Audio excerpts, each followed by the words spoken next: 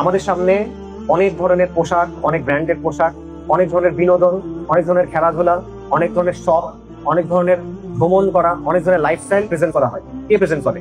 টিভিতে প্রেজেন্ট করা হয়, সিনেমাতে প্রেজেন্ট করা হয়, মিডিয়াতে প্রেজেন্ট করা হয় এবং আমাকে বলে তুমি এটা করো, এটা করলে তুমি জীবনের মধ্যে একটা অর্থ খুঁজে পাবা। এবং মানুষ এটা করে। মনে করেন কিছু ছেলে আছে বা অনেক মানুষ আছে যে সে কিছু নির্দিষ্ট ধরনের গান শোনে, এটা তার পরিচয়। সে রক মিউজিক শুনে, তার পরিচয় হলো সে রক মিউজিক শোনে। এটা কিছু মানুষ আছে তারা অ্যানিমে দেখে, অনেক মানে জাপানিজ কার্টুন দেখে, এইটা তার পরিচয়ের অংশ। কিছু মানুষ আছে সে ওই যে মাদ্রিদিস্তা, মানে সে রিয়াল মাদ্রিদের ফ্যান, সে রিয়াল মাদ্রিদের কোনো খেলা মিস করে না, সে বার্সেলোনার কোনো খেলা মিস করে না, এটা তার পরিচয়ের অংশ। সে কিছু নির্দিষ্ট ব্র্যান্ডের কাপড় পরে, এটা তার পরিচয়ের অংশ। অনেক মানুষ আছে যারা মনে করেন বিভিন্ন সিনেমা, টিভি সিরিয়ালের ক্যারেক্টার দেখে তার আদলে নিজের চরিত্র গঠন করে, নায়কের মতো করে পোশাক করে, নায়কের মতো করে কথা বলে, বা ভিলেনের মতো করে নিজের মানে স্টাইলটা সাজায়, কথা বলার, তাকানোর স্টাইল, চুলের স্টাইল, etc। এরপর সে মনে করে এটা আমার ইউনিক পরিচয়, এটা আমার অনন্য পরিচয়। গ্যাজেট কিনে, নতুন ব্র্যান্ডের মোবাইল ফোন কিনতে হবে, আমার জুতো একরকমের হইতে হবে, আমার পিসিতে একরকমের হতে হবে, আমার ল্যাপটপ একরকমের হতে হবে, ইত্যাদি ইত্যাদি কিনতে হয়। নানা জিনিসপত্র কিনে সে চেষ্টা করে তার জীবনের একটা অর্থ তৈরি করার, এবং সাময়িক সময় চলে এটা থেকে আনন্দও দেয়।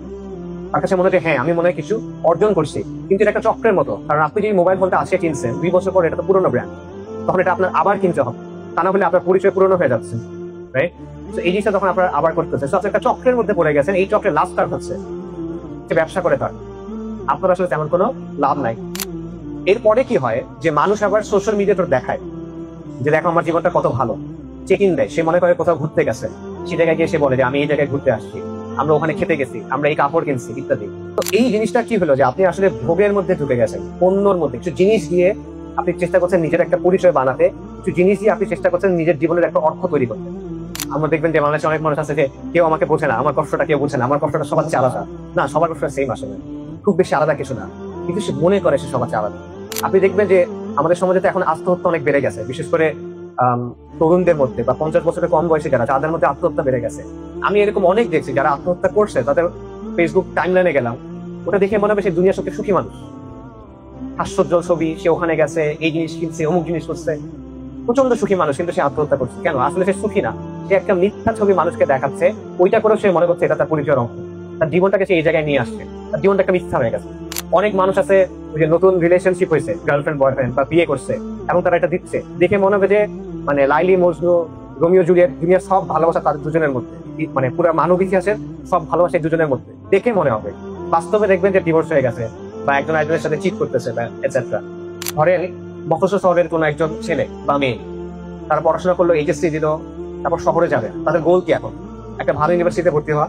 ইউনিভার্সিটিতে ভর্তি হয়ে তার একটা ভালো ফ্রেন্ড সার্কেল থাকবে, তার কিছু রিলেশনশিপ হবে, সে কিছু ওই বন্ধু একটা গান টাইপের মজা টজা করবে, কিন্তু সিজিপিএ ভালো রাখতে হবে।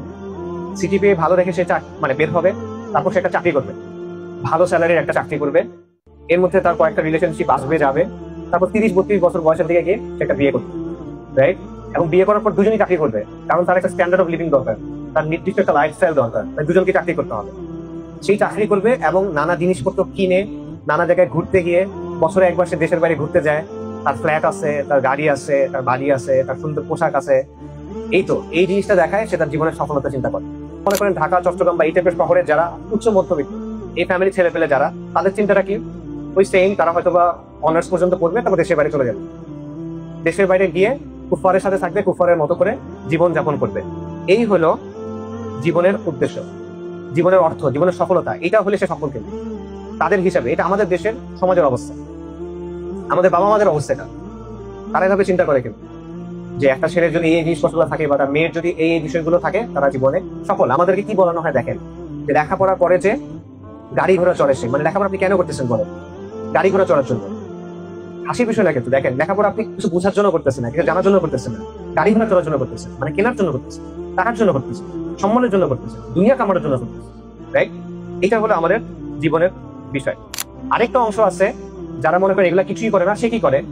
সে হলো হয় ওই কাছে আসার গল্পের মধ্যে থাকে, প্রেম করতেছে, ছেঁকা খাইতেছে, নেশা করতেছে, অথবা মনে করেন সিনেমার লাইনে ঢুকছে, অথবা গান বাজনা করতেছে, এইসবের মধ্যে। সে ওই লাইনে ঢুকে নাই, কিন্তু সে ওই যে নিজেকে খুশি করা, নিজের নাচকে খুশি করা, ভোগের যে লাইন, সেটা থেকে বের হচ্ছে না। মোটা দাগে এই অবস্থার মধ্যে কিন্তু আমরা আছি, এবং এভাবেই আমাদেরকে বড় করা হচ্ছে। যখন কেউ আপনাকে জিজ্ঞেস করে যে বাবা তুমি কি করো, এটা মানে কি বলেন? এটা মানে তুমি কত কামাই করো। তুমি কি করো মানে কি? তুমি কত কামাই করো, কেউ যখন জিজ্ঞেস করে যে তোমার কেমন চলতেছে, কি অবস্থা, মানে তোমার লাইফস্টাইলটা এখন কেমন, তোমার স্ট্যান্ডার্ড অফ লিভিং তেমন কেমন, তাই না? এবং বাবা মারা কিভাবে চিন্তা করে বা ছেলেরাও কিভাবে চিন্তা করে আমার ডিগ্রিটা এখন কিসের। আচ্ছা, ডিগ্রি ভালো না হলে অ্যাটলিস্ট চাকরিটা ভালো হইতে হবে, তাই তো? চাকরি ভালো হইতে হবে বা কিছু না কিছু করতে হবে। একটা মানুষ 5 লাখ টাকা ইনকাম করে ধরেন, কিন্তু আপনি দেখবেন মাসের 20-25 তারিখ হইতে হইতে তার হয়তো বা 4,90,000 টাকা শেষ বা আরো বেশি শেষ। মানে তার কিন্তু তৃপ্তি নাই, সন্তুষ্টি নাই, তার ছোটাটা বন্ধ হচ্ছে না। কিন্তু সে সকাল 8টা থেকে মনে করেন রাত 10টা পর্যন্ত খাটতেছে, তার হাতে সময় নাই, এবং প্রতিদিন সে একই কাজ করে যাচ্ছে। সে ঘুমায়, সে খায়, সে বাথরুমে দেয়, সে সন্তান জন্ম দেয়, এবং সে এই যে গরুর মতো কাজ করতে দেয়। এবং সে যখন মারা যাবে এই কাজের ফলাফল কি বলেন? কিছু না, এটা কোনো ফলাফল নাই।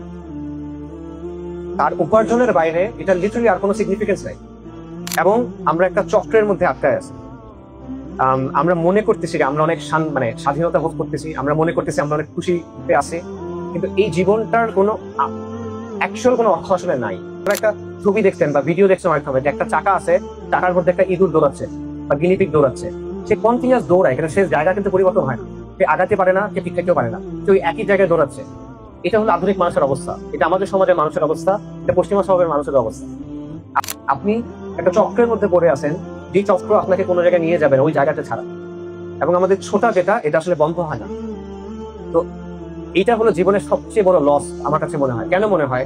আল্লাহ সুবহানাহু ওয়া তাআলা কোরআনে বলছেন, বল আসর ইন্নাল ইনসানা লাফি খুসর। আল্লাহ কালের শপথ করে বলতেছেন মানুষ ক্ষতিগ্রস্ত, মানুষ ক্ষতির মধ্যে আছে। মানুষ কেন ক্ষতির মধ্যে আছে? কারণ যে সময়টা তাকে দেয়া হয়েছে এই সময়টা সীমিত, এটা একটাই চান্স। এই সময়টাকে কাজে লাগায় তার নিজেকে আখিরাতে বাঁচাতে হবে। কিন্তু এই সময়টা বেশিরভাগ মানুষই ভুলে থাকে, বেশিরভাগ মানুষ এই সময়টাকে কাজে লাগায় না। বেশিরভাগ মানুষ এই সময়টা কি জন্য খরচ করে? ওই যে নিজের ভোগ বাড়ানোর জন্য, একটা জিনিস কেনার জন্য, স্ট্যান্ডার্ড অফ লিভিং মেনটেন করার জন্য। কিন্তু এতে কিন্তু সে তো ওই নাদার্সটা পাবে না যেটা তার দরকার। তাহলে সে কিসের মধ্যে আছে? ক্ষতির মধ্যে আছে। উলামায়ে কেরাম মুফাসসিররা এটা ব্যাখ্যা করার সময় বলছেন যে আল্লাহ সুবহানাহু ওয়া তাআলা সূরা আসরের আলোচনায় তারা বলছেন যে মনে করেন ব্যাপারটা হলো প্রতিটা দিন হলো একটা ঈদ, যেটা আপনি দুনিয়া থেকে নিয়ে আখিরাতে আসতেছেন, এবং ওই দিনটা আপনি কিভাবে খরচ করতেছেন সেটার উপর নির্ভর করবে আখিরাতে আপনার বাড়িটা কেমন হবে, কোথায় হবে, আপনার বাড়ি কি জান্নাতে হবে না জাহান্নামে হবে। এটা ওই দিনটা আপনি কিভাবে খরচ করতেছেন তার উপর নির্ভর করে, আপনার সময়টা আপনি কিভাবে খরচ করতেছেন তার উপরে নির্ভর করে। এবং আপনার বাড়ি যদি জান্নাতে হয় ওটা কেমন বাড়ি হবে, কুড়ে ঘর হবে, এবড়ো খেবড়ো হবে, নাকি আলিশান প্রাসাদ হবে, এটা নির্ভর করতেছে ওই সময়টা আপনি কিভাবে কাজে লাগাচ্ছেন তার উপরে।